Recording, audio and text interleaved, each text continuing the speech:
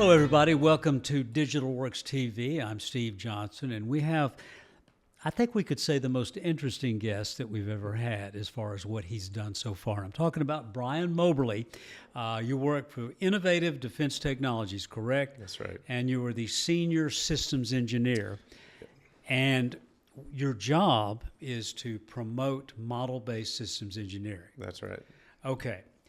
We don't want to talk about that. Well, at least we don't want to talk about it right this second. We want to talk about your background. Okay. I don't even know where to start.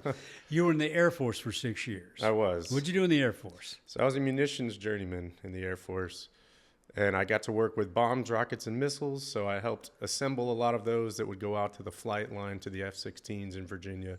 Okay. As part of the 192nd Fighter Wing up there. Okay, so after that, you did 3 tours in Afghanistan. Let's talk about that first tour. What were you doing then? Yeah, so in 2010, this is after college, I went overseas to Afghanistan as a contractor. And I did that mostly to pay off student loan debt is why I was there, really.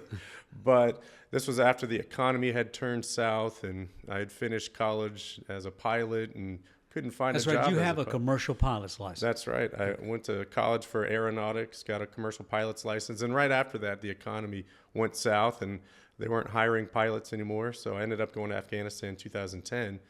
And I went over there as an aerostat operator, aerostat technician. So an aerostat would look a lot to most people like a blimp. Exactly. It's a tethered blimp. Yeah. So it has fiber optics going through the tether, and there's big cameras up there. So you can operate the cameras from the ground, but you're seeing things very far distance, daytime, nighttime. Yeah. And gathering visual intelligence in Afghanistan. That's right. That's right. Monstrously important to protect the warfighters. Yeah, it was very rewarding. Okay. Got to be involved in some neat operations where we were able to, find people planting IEDs in the middle of the night, and we were there with the British infantry. So it was neat to be a part of that. Yeah. Okay, so you came back to you do two more tours. We'll talk about that in a second because between your first tour and your last 2 tours, you actually taught for 4 years in Yuma, Arizona. That's right. Yeah. Okay, you taught contractors who were yeah. getting ready to deploy. Now, that's pretty interesting, but not as interesting to me is the fact that your classroom time began at 10 at night and extended to 6 in the morning. Right, that's right. Yeah, so we ran classes 24 hours a day. This was for Nav Air, and they needed to get contractors into Afghanistan very quickly. So we were part of the Rapid Deployment Facility. Yeah. They called it the RDF facility, and that's why we were teaching 24 hours a day. And I started my class at 10 o'clock at night till 6 in the morning. And I remember contractors, halfway awake, trying to learn things. Were about you the ever systems. halfway awake? No, I was well Red Bulled at that time, so I would start my night with 2 Red Bulls and be ready to go. But yeah, sometimes they were dragging through the night. Were there tests? There were tests. There were tests. Yeah, there were. I can't. I just and I've worked a job where I got up at 1:25 in the morning, but I can't imagine starting, and having to sit down and listen. Yeah, it was hard on them for sure. I got used to the schedule, but for those guys and women as well, it was not easy. So okay, so after that, you made 2 more tours or had 2 more tours in Afghanistan as a contractor, and these times you were collecting intelligence out of an airplane. That's right. So the second time I went back to Afghanistan in 2015, I was flying in the back of a Dash 8 aircraft, which is about size of a 50-passenger turboprop jet, but it was completely outfitted with systems, and we had hyperspectral cameras, multispectral cameras, EOIR sensors, and we would fly around Afghanistan collecting intelligence, essentially. Yeah. Okay, so since then, you've been back, and we need to mention that while you are a systems engineer, a senior systems engineer, you do not have a degree in engineering. That's right. That's right. So right away, people are going, how did that happen? How does that work? How does that happen? How can he really be a systems engineer without a degree? Sure. Yeah, and so that third tour in Afghanistan, I was contacted by a company named AeroVironment, and they were looking for systems engineers, but they're actually looking for people with a specialty in explosives because they were developing tactical missile systems. Yeah. So my background in the Air Force was what allowed me to enter into that position and then learn systems engineering on the job. So I was working with some veteran systems engineers who at the time were doing what we would now consider document-centric systems engineering, but on some very neat programs. And that was developing the Switchblade 300 missile and the Switchblade 600 missile. So Okay, the document-centric, that's like the old way. Right. Where you could see back in the day, 20 years ago, you could see draftsmen making, or blueprints Exactly. being made, and Right. what did they call it? The blanket, which was a big picture of the system that, Right. and they would have a lot of meetings and things like that. Right. That's what you're talking about. Exactly. So that we used, a lot of Microsoft Word to manage requirements, Yeah. and that had a lot of drawbacks essentially. And at the time, it was kind of just what everyone did. And during my time at that company, which is a great company, by the way, I found out about a course through MIT that was geared towards model-based systems engineering. So I took that course, and it was called Architecture and Systems Engineering, Models and Methods to Manage Complex Systems. So it's a long name, but it's a short 6-month certificate course through MIT, and that's what got me interested in model-based systems engineering, where the first part of that course is what is a model. So they really break it down to, if you're coming from this world of not even knowing what that is, they're going to teach you that. And I learned a lot through that. They get into the weeds on a lot of really interesting things, such as design structure matrices and how different things can be highly coupled as far as their dependencies on other parts of a system. So a lot of really neat topics that are delved into, and then it goes into quantitative methods at the end, and that's really towards trade studies, because you can quantify how well things will provide value to you. And that gets into one of those things that systems engineers call trade studies. So I learned a lot through that course. And then in doing that, that's how I kind of ended up doing model-based systems engineering. Yeah. So there are a couple things here. First of all, I want to ask you this. This is for me. Okay. Are you real good at math? I wouldn't say I'm great at math. I would say I dabble in math. And there's a lot of math that intimidates me. Okay. And I would say to people out there who may not even love math, you don't have to be great at math to do things that involve math, and there's a lot of things out there you can use, like AI, especially today, that'll help you through those different cases. But there's a lot of neat analyses you can do with basic arithmetic that's not as complicated as you would think. Okay, and you're obviously computer savvy. I've enjoyed computers my whole life. I've grown up using computers, as a lot of people my age. So, yeah, Okay, it so- helps to be good with computers. But yeah. Okay, so you're not exactly in on the ground floor of model-based systems engineering, but you came to it in a way that seems to me to be a little bit different than other people. I mean, you came to being a systems engineer in a way that, so far, you're the only person who's told me that they were a systems engineer without having to go and get a college degree. So when you tell other systems engineers, and I don't know if that ever comes up, they don't. I mean, when systems engineers meet, nobody says, well, what kind of degree do you have? Nobody does that. But do they ever find out this thing they learned to do in college, you learned by doing? Do they ever find out about that? Of course they do, and a lot of people come into systems engineering with various types of engineering degrees, such as mechanical engineering degrees, electrical engineering degrees, and those are all great foundations to have. And I somewhat wish I would have had that foundation, but I do a lot of going back and trying to learn things that I may not have learned in college. And there's a lot of information out there available to anyone who's willing to go search for it. So one of the things that strikes me as you have an advantage is that you didn't have preconceptions about well, no, I don't want to do it that way. Sure. You were learning, you were saying, that's cool, I want to see what that's about. Right. So that's kind of how you learned about model-based systems engineering, right? is. You just got interested in it. That's right. I've always had the philosophy of trying to do things better, and I always want to learn what is a better way to do things that we can be more efficient. That way we can save costs and do things faster. And that's just been, out of curiosity. And I think curiosity is one of those things that really helps systems engineers in general to learn things that they may not have known, is really just following your curiosity and saying, well, I don't know that, so maybe I should try to figure that out or go find out information about that. Okay, so you figured it out enough that you have taught courses about model-based systems engineering. Yes. And I can't ask an intelligent question about what all was included in those courses, but I'm assuming a a lot of it was about how to be a modeler, and how to work with a systems engineer, and what a model is, and all these Right, kind of things. right. Am I even touching on stuff you talked about? Absolutely. And, today there's somewhat of a tension in the MBSC industry, and it's with, people who are coming to the table because they are good at using a tool such as Cameo Systems Modeler versus having someone who's an engineer doing systems engineering. Yeah. And there's different philosophies behind that, and they can both work well together. But I think if you take the approach of, let me look at this from the perspective of what a systems engineer is trying to do, which is to look at the complete system to make sure everything will integrate properly when it all comes together, then you bring that into the tool and you say, how can we use the tool to help us do that? And there's a lot of ways that tools can help with that. And this goes back to the idea of document-centric engineering, and where that had its faults was, we had matrices and tables in a document that would reference some other part of the document. And anytime that part of the document would change, you'd have to manually go enter in the new updated requirement number, as an example. Yeah. So those little things just take time. They're prone to errors.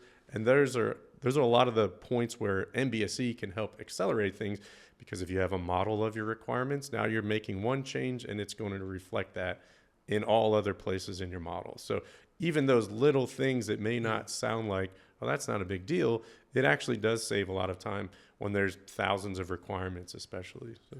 Okay, so you're would it be fair to say you're an evangelist for MBSE? Absolutely. So yeah. you came to it, and I'm thinking that learning on the job meant that you were looking for anything that made the job you did easier. Sure, And absolutely.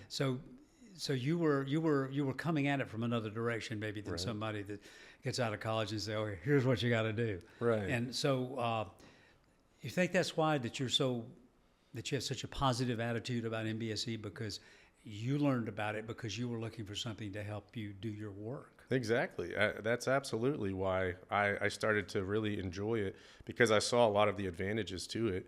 And, it's not fun when you're that systems engineer in a Word document and you're saying, all right, we have to go update all of these things manually, when you're like, surely there's got to be a better way to do this, right? And there is. And it's by doing things in a model in a way that's connected.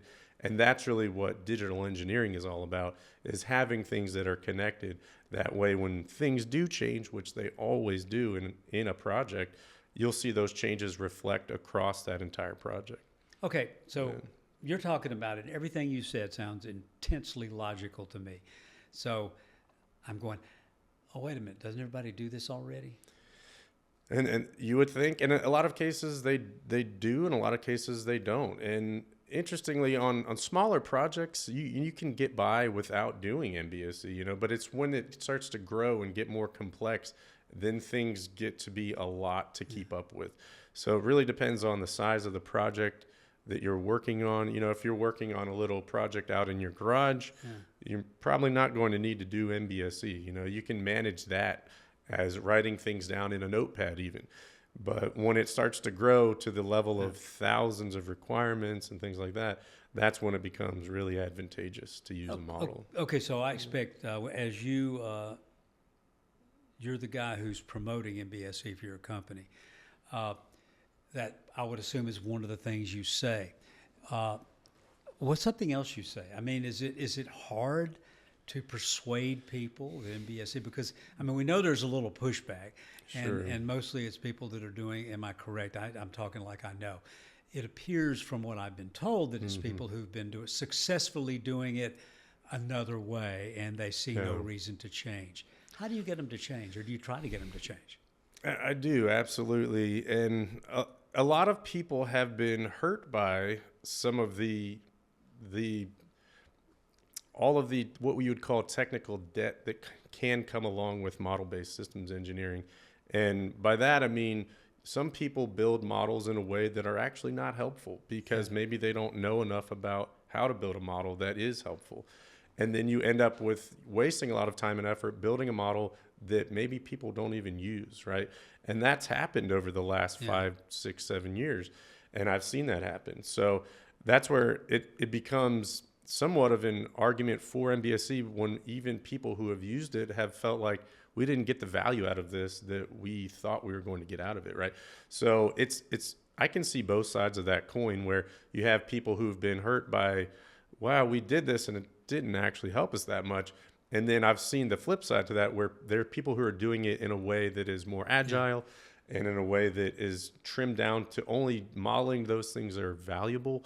And that is where it really becomes valuable. So there's different ways where you can implement it that will either help you or it could hurt you. So it's good. So when you talk to somebody who was hurt, what do you say? Because my feeling is you would want to persuade them, wait a minute, if we just pick a better way, right, it will work. Right. You have to say, look, I understand your side of this because you've seen it done in a way that may not have been helpful. And what I'm proposing is that we do it a little bit differently in a way that is more streamlined, to where we're not over modeling things and we're not just creating a bunch of diagrams to create pictures for people, but we're creating a real model that is actually going to help software engineers. It's going to help the electrical engineers, mechanical engineers, all of those other engineers, which is really the whole point of systems engineering, is to be that hub, that transdisciplinary discipline that can speak to all these other disciplines and say, here's what we're looking at as our current status of the project. We're on this sheet of music. This is the latest commit for our model. This is the source of truth for that.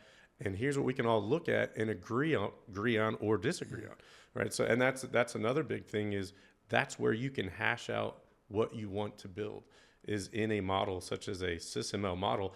And even software engineers will say, look, having a diagram, something to look at, is very helpful. So a lot of times diagrams get a bad rap, I would say, for just being a picture, and modelers get a bad rap for creating pictures. And there's, they get the... There has to be a representation somewhere, doesn't there? Exactly, right.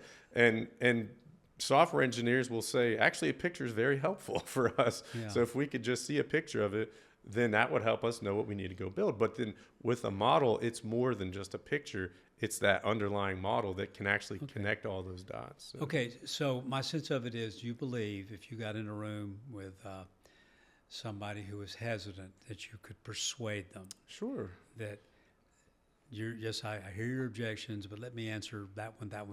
Sure. I think if you're supposed to be promoting it, you can do that, right? I would hope so, but it's a matter of trying to show the value for that specific project, and every project is slightly different. So, everyone will come to that with a different perspective, and there will be something unique about that may say, all right, let's do that, or maybe we don't need to do that as much. So I could see both sides of it. Is the pushback lessening? I mean, do you sense that it feels to me, just from what I know, and I'm not an engineer by education or experience, but I understand what it's doing. Does it feel like people say, well, that's the cutting edge right there, and everybody else is moving that way, I need to move that way too? I mean, at some point you're going to get left behind if you don't. Is that true? I would say so. Within the DoD realm especially, there's a lot of directives that are saying we have to do digital engineering, and that needs to be part of our process. But then there's the commercial side of that as well. They're not beholden to any of those directives. Yeah. So people are out there trying to move as quickly as they can to get products out the door. And as far as that is concerned, there still is that level of needed evangelism to say, look, you could do this without MBSC, but here's what it could help you do. And you may not need to do as much rework later if we put some more thought into how this is all going to come together up front. So a lot of people like to do that, iterate, which can be useful and great for a lot of projects. But sometimes it's better to slow down and say, let's hash it out before we go build it. And I see that even in my current role, where software engineers are ready to go. They're ready to go make code, and that's what they do well. But it can be helpful to slow that down a little bit and say, let's hash it out before you go build software. Okay, so there still have to be some meetings, is what you're saying. Absolutely. But not those big. And the thing is, meetings can be done digitally. The everybody having to fly to one place is, we don't have to do that anymore. Right. Okay, Have you modeled? I'm assuming you have your in your position. Have you modeled for another systems engineer? I would say not so much. Have you had modelers model for you? Occasionally, sure. Okay. I enjoy modeling. I enjoy the systems engineering side of that as well. So, I would like to think I can personally do both of those things. But yeah, there's times where I work with teams and say, okay, so you're working with modelers. Absolutely. So I want to get around to asking you about the whole idea. I mean, like there's a project at UAH where to develop nuclear thermal propulsion, and the modelers on that are doctoral candidates. But obviously, Digital Works has an education curriculum for community colleges to teach in 2 years, teach a student who might not be great at math, but is computer savvy to be a modeler and work for a systems engineer. What do you think about that effort to get people trained to do modeling? And they could, of course, go on to become an engineer if they so desire. And I've talked to students who've done that, who got the bug. But what do you think about the whole idea of training, students who are computer savvy to be modelers and for companies that might feel like, well, I don't know if we're going to change, we're going to have to retrain and all that thing. Sure. This would be a little bit cheaper. We wouldn't have to pay a full-fledged engineer salary. We could still pay a good salary, but a little bit less for a 2-year college grad. Right. What do you think about that? Yeah, I think that's definitely an approach that can be very useful for a company. And like you said, part of that is because then you're getting things into a model cheaper than you may have otherwise by having someone who's getting paid as a systems engineer to do both the systems engineering and the modeling. Yeah. And there are those different skill sets that have to come together, and that's one way to bring those together. Absolutely. So when you have someone that might learn the tool and they might know that very well, you could couple them with an engineer who knows more about the process of engineering and say, all right, let's show these things in the model, and then that modeler essentially could come in and put that into the model. So I absolutely think that could be a very useful approach. And for companies that are using MBSE or want to use it, is the personnel to do the systems engineering part and the modeling, is that the not a drawback, but something where they have to find the people to do the work? Is finding enough people to do that work, is that an issue? Oh, absolutely. You'll see there's so many recruiters out there today looking for model-based systems engineers, people who have experience with Cameo Systems Modeler. You'll see IBM Rational Rhapsody and Doors, which is a requirements management system. So they're looking for those skill sets out there because companies are needing that. So that's absolutely, a hot topic on the job market these days. So finding systems or engineers who could become systems engineers, because almost every systems engineer I've ever talked to started out, as you said before, as something different. Right. And were forced almost by circumstance to become systems engineers as they kind of went up the ranks of their company or whatever. Right. Yeah. But the idea that a company could have model-based systems engineering and hire modelers at a little bit less salary, and still get the good work done. I mean, that would be a benefit these days with a shortage of just about every kind of engineer. Right. Absolutely.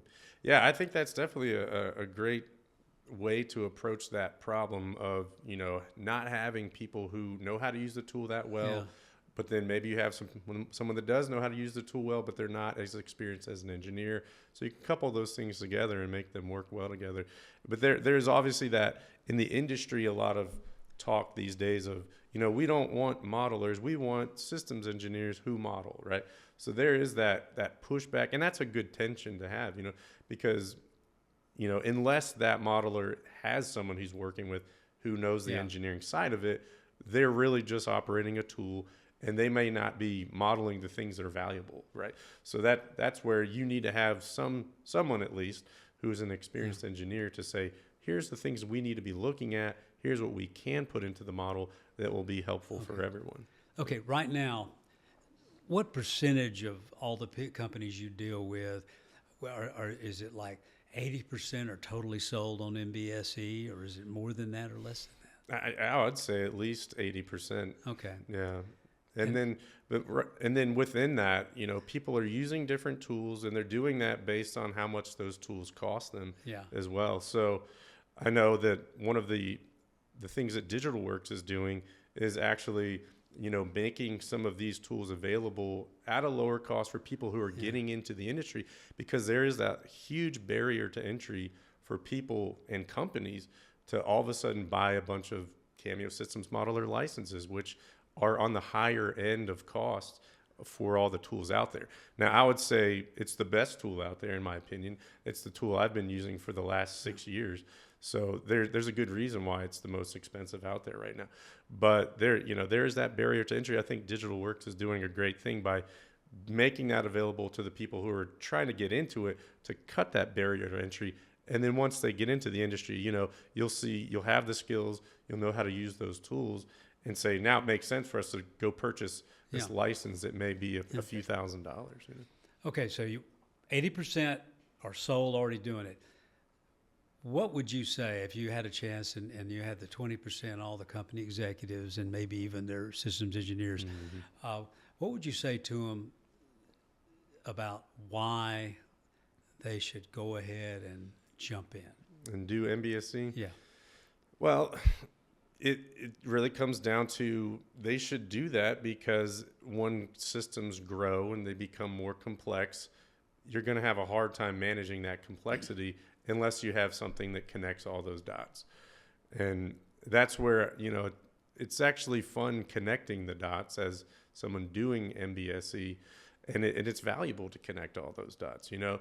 And honestly, that's what it comes down to, is the amount of complexity that is involved in systems these days. If you look at charts that talk about, you know, how complex systems have gotten over the last 50 years, it's just been astronomically increasing, you know, exponentially.